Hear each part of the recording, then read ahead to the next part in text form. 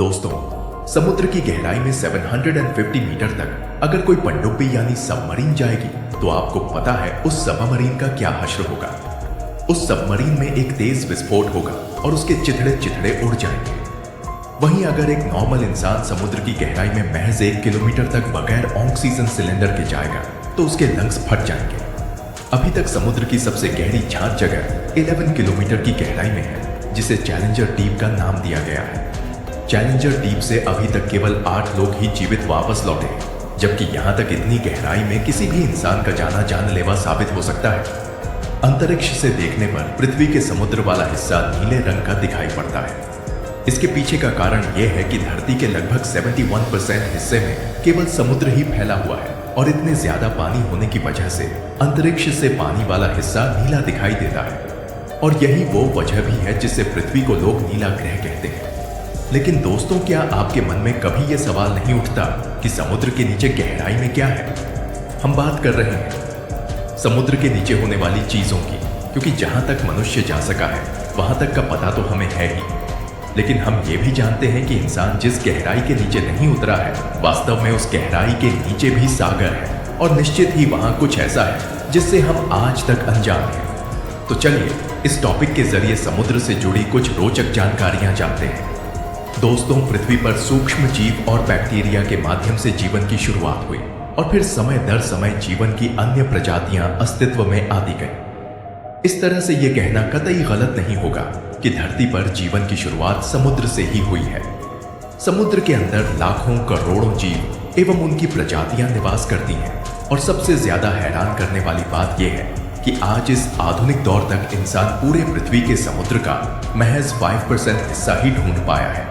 ऐसे में शेष 67% समुद्र के हिस्से में क्या होगा, इसे कोई नहीं जानता।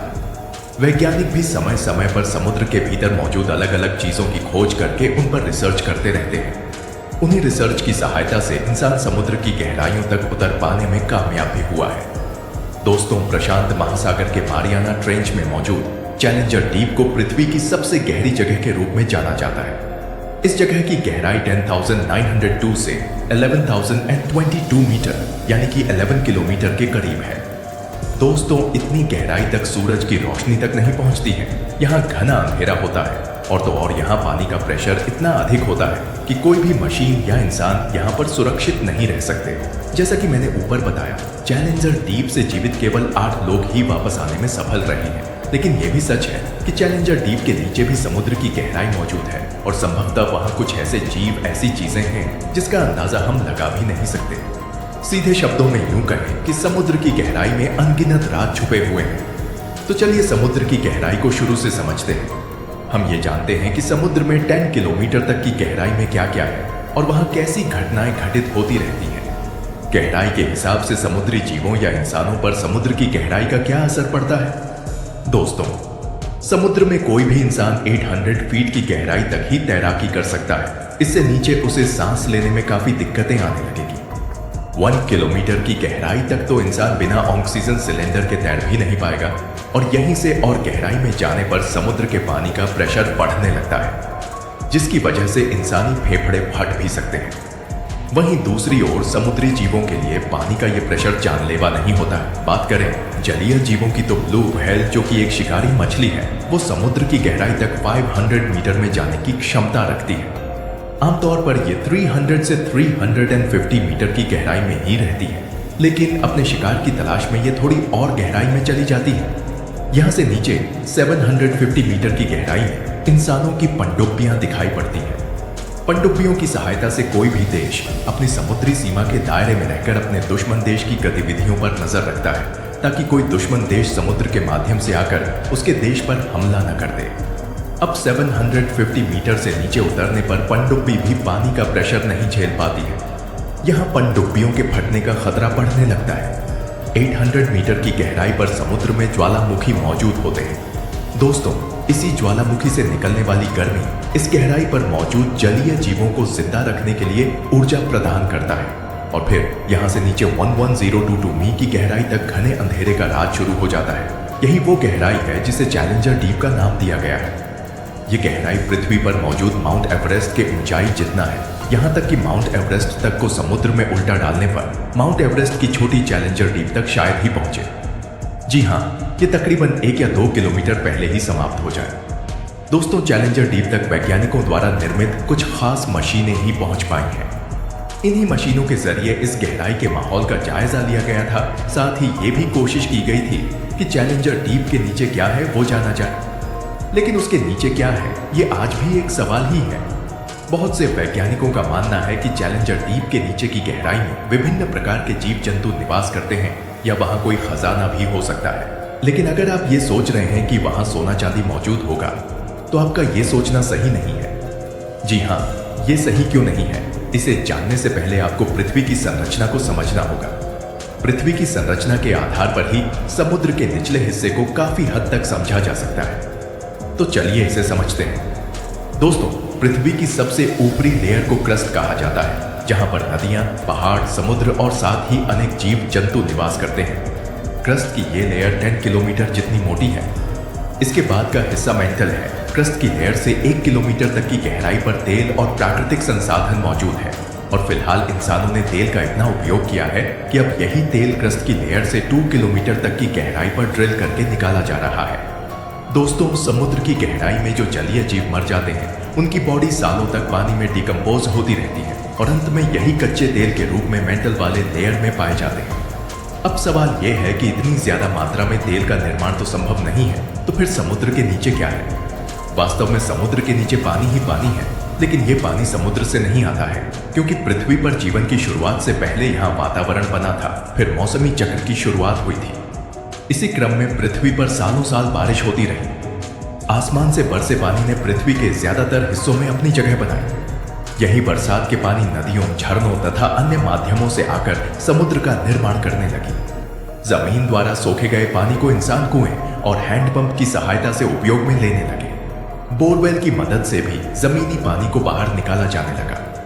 दूसरी ओर हम इंसानों का इतिहास पृथ्वी पर ज्यादा पुराना नहीं है। जिस हिसाब से पृथ्वी पर करोड़ों वर्षों तक बारिश हुई, उस हिसाब से एक सवाल ये भी है कि पृथ्वी पर मौजूद पानी वास्तव में उतना नहीं है जितना करोड़ों सालों तक बरसने के बाद होना चाहिए। तो फिर बाकी के शेष पानी कहाँ गए? तो दोस्तों, इसका जवाब हमारे सवाल में ही है कि आखिर चैलेंजर डीप के नीचे क्या है। जी हाँ, उसके नीचे भी पानी ही पानी है। उसके नीचे सालों साल से बरसा हुआ पानी मौजूद है।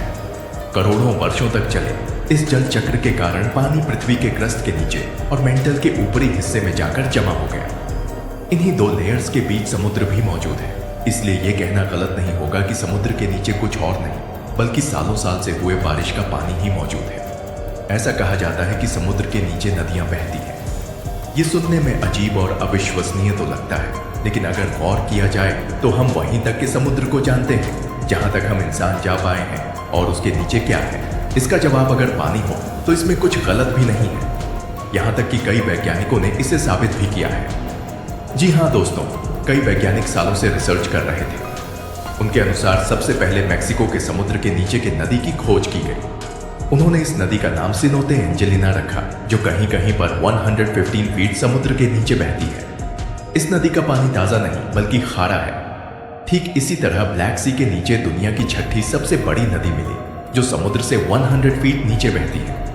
इस नदी के बहाव की रफ्तार 6 किलोमीटर प्रति घंटे है। साथ ही ये अपने बहाव के साथ 22,000 क्यूबिक मीटर पानी लेकर चलती है। वैज्ञानिकों के अकॉर्डिंग सालों साल समुद्र के नीचे एकत्रित इस जल को समुद्री लहरों और सूर्य के प्रकाश की वजह से गति मिलती है। हालांकि वैज्ञानिकों का यह भी मानना है कि समुद्र के नीचे पानी सिर्फ एक जगह जमा नहीं है या नदियों के रूप में नहीं है, बल्कि यह झरनों के रूप में भी है। उन्होंने ये भी पता लगाया कि इन नदियों के बहाव के पीछे का कारण क्या है। दरअसल समुद्र के नीचे नदी का निर्माण होने के लिए समुद्री पानी की डेंसिटी, धरती का घूमना और तापमान होना आवश्यक होता है। एक जैसे डेंसिटी वाले समुद्री पानी की मात्रा आपस में मिलती है तो समुद्र के नीचे एकत्रित पानी में नई धाराएं निर्मित होती हैं। यही छोटी छोटी धाराएं एक साथ मिलकर बड़ी धारा का निर्माण करती हैं। नतीजतन समुद्र के नीचे नदियां बहने लगती हैं। इन सब के अलावा समुद्र में अलग अलग जगह पर सूर्य की रोशनी अलग अलग प्रकार से पड़ती है, जिस वजह से समुद्र के किसी हिस्से का पानी बेहद ठंडा होता है तो किसी हिस्से का पानी बेहद गर्म। फिर इन्हीं तापमान की वजह से समुद्र के नीचे एकत्रित पानी में हलचल होती है और फिर समुद्र के नीचे नदी के बहाव का निर्माण हो जाता है। दोस्तों, पृथ्वी लगातार अपनी धुरी पर घूमती रहती है, जिस कारण जमीन के अंदर एकत्रित पानी में वाइब्रेशन होती है। इन्हीं वाइब्रेशन के कारण भी धाराओं का निर्माण होता है और फिर धाराएं मिलकर बड़ी धाराओं का निर्माण करती है, जिससे समुद्र के नीचे नदी बहने लगती है। समुद्र के नीचे धरती के घूमने के कारण निर्मित होने वाली सबसे बड़ी नदी को गल्फ धारा के नाम से जाना जाता है। ये नदी वास्तव में इतनी बड़ी है कि अगर दुनिया के सभी नदियों का पानी एक साथ मिला दिया जाए तब भी गल्फ की धारा का आकार ही बड़ा होगा। इसकी धारा में बहने वाले पानी अंतरिक्ष में घूम रहे हैं। सैटेलाइट से देखने पर इसका रंग नीला दिखाई पड़ता है, जो वैज्ञानिकों का ध्यान खींचता है। तो दोस्तों, ये कहना गलत नहीं होगा कि मौसमी चक्र की वजह से पृथ्वी पर वर्षों तक बारिश हुई, जिसका पानी समुद्र के बेहद अंदरूनी हिस्सों में जाकर इकट्ठा हो गया और यही पानी समुद्र के नीचे नदियों और झीलों के रूप में बह रहा है। तो मुझे उम्मीद है कि आप इस टॉपिक के जरिए ये समझ गए होंगे कि वास्तव में समुद्र के निचले हिस्से में क्या है। पृथ्वी के निर्माण और उसकी संरचना तथा वास्तविक स्थिति को समझते हुए इंसानों ने समुद्र के रहस्य को सुलझाने का बेहतर प्रयास किया है। तो दोस्तों, आज की टॉपिक में इतना ही।